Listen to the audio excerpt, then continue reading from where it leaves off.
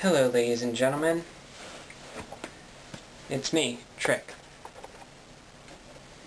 Now, I've been seeing most of the Valentine's Day videos on YouTube as of late. And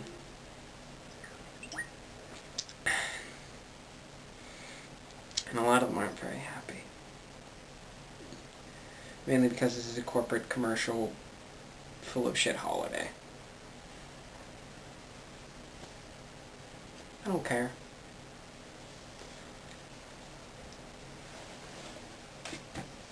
You see, I'm actually going to make a nice video. So, look out. This is a video I've been wanting to make for a little while, so here it goes. I'd like to tell you a little story. Just a short little story.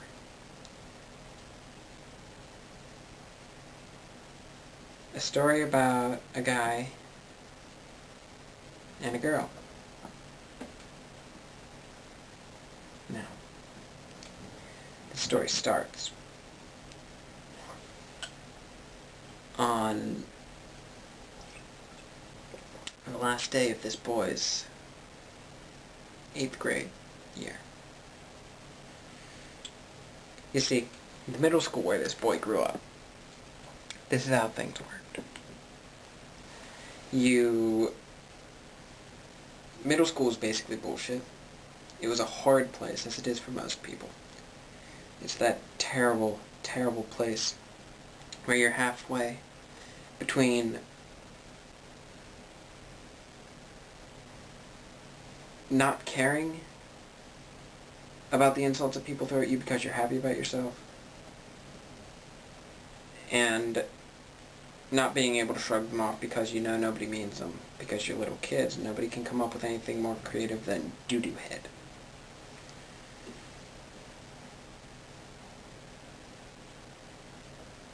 So it's a terrible, terrible time for a lot of people. It's the time when the most damage can be done by teasing, as I'm sure most of you know. Now, this boy's school did something interesting in 8th grade. You see, there wasn't very much of a focus in this boy's middle school on actual academic pursuits.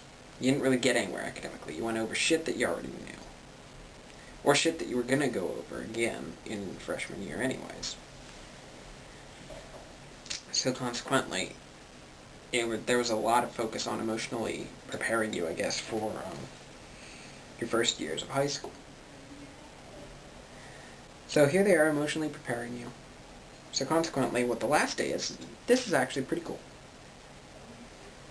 All the kids, all the 8th graders that were going up to the high school, the very last day of school, they had a half day. And the first half of the day, they had like their final classes, say goodbye to everybody, get your books signed, shit like that. Excuse me. Then the second half of the day, you went to the high school. You got your brand new schedules, your freshman schedules. Which, by the way, were beyond subject to change. It was assured that they were going to change before you got to the actual high school, so this really had no point for the upperclassmen. It just had a point to sort of get the people familiarized with the school. And so, this boy had several classes. Can't remember what most of them were. Wasn't important anyways. But the most important one was 4th period, right before lunch. He had Latin. Latin with a certain Mr. Patrick Sagady. One of the most brilliant and wonderful men that boy ever knew in his entire life.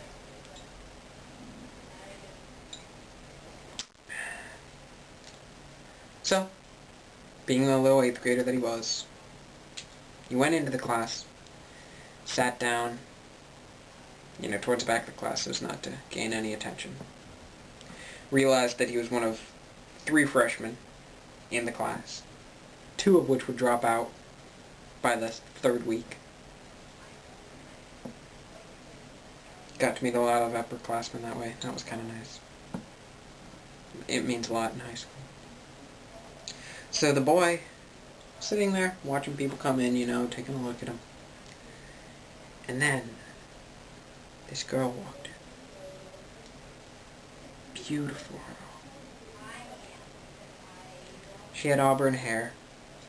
That sort of nice, woody kind of color, in between like mahogany and, cedar. It had brown and red tints to it at the same time.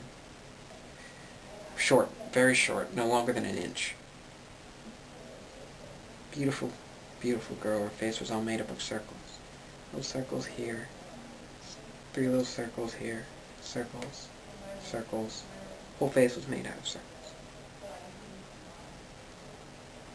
Circles are a very pleasing shape.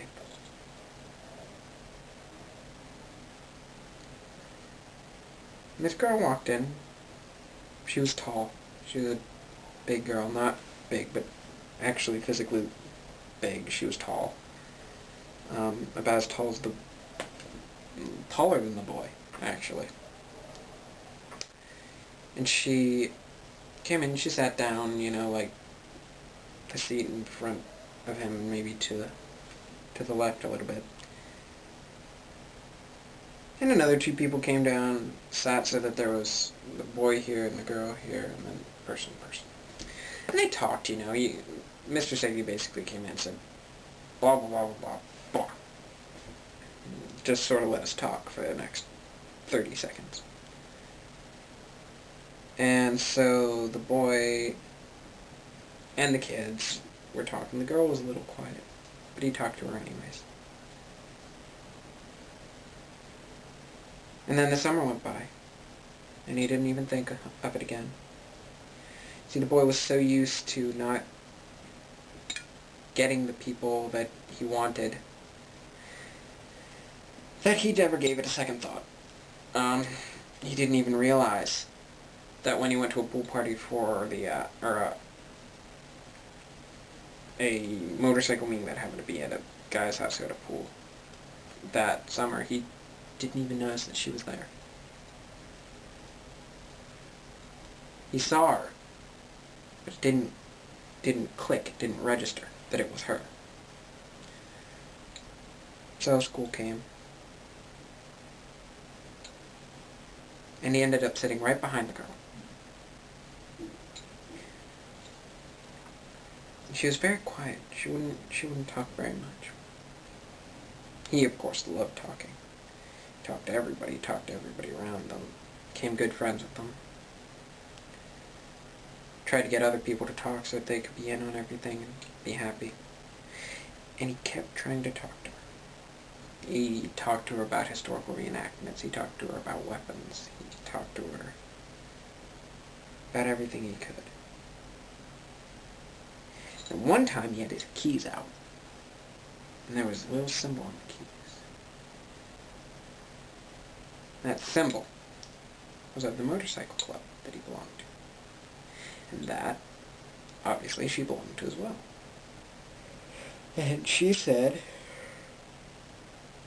yeah, I know you belong to it. Your mom's a president, right? And he was like, whoa, who are you?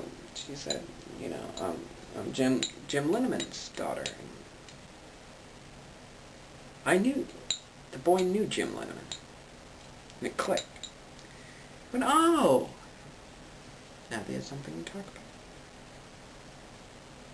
They became good friends when they realized that they both shared a common friend and a boy named Quinn. And they all played Magic together. And there were several times when the girl drove, because the girl, obviously, she was 2 years older than the boy, and could drive while he couldn't. So she drove people home from the Magic events, and she dropped him off at his house. His house was the last stop several times. Giving them some time alone in the car, listening to music together.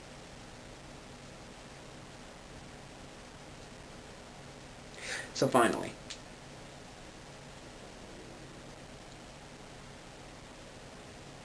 He confessed that he liked her. They liked her a lot. And she said no, she wasn't really into guys at that point. Both players in this, both the boy and the girl, are bisexual. She was just saying she wasn't very much into guys at that point. So he said, fine, he let it go. Kept talking to the girl, kept hanging out, didn't change anything. Then a week or two later, he said it again. And this time, she said that she felt the same way. So they got a date together to go to see the newest movie out by Hayao Miyazaki. The first one of his to garner massive attention in the United States.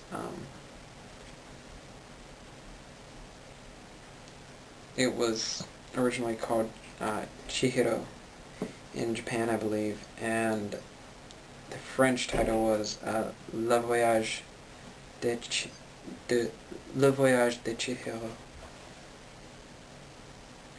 And it was just simply called Spirited Away in America. Won the Academy Award for Best Animated Feature that year. I believe it was not only the first anime to win that award, but also, I believe, the first foreign film ever to win that award. So, they went on this date. They watched the movie, they had a good time. The next time he invited her over to his house.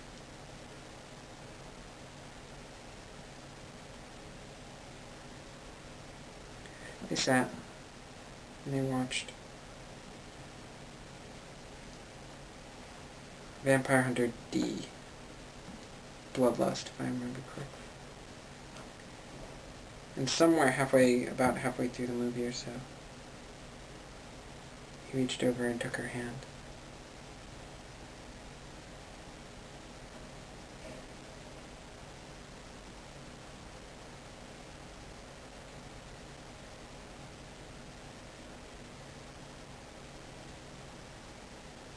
And now here we are.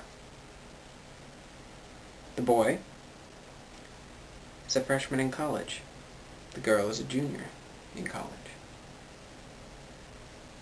You're looking at the boy. You've seen the girl.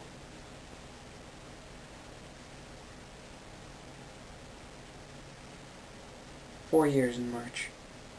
We will have been together for 4 years. 2 of those years, Rebecca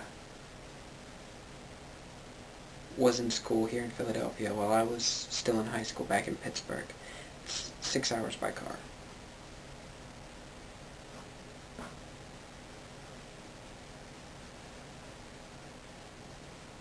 Since she left, we have spoken every single night. If not in person, then on the phone. We have missed a grand total of 3 nights, if I remember correctly. No more. Every single night.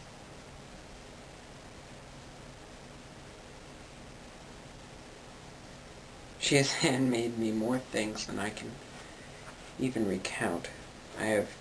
She knits. So I have 2 pairs of socks, 2 scarves, a sweater, 2 pairs of gloves. She's also made me 2 CDs that she drew covers for and track lists and drew on the CDs. She made these my smoking gloves. No fingerless gloves. She got me into Terry Pratchett. She got me liking more kinds of music. She changed my life. She changed everything. Everything changed when I met her. I did not do very well through middle school or the beginning of high school. but I started doing at least decently, and it was because of her. I started writing because of her.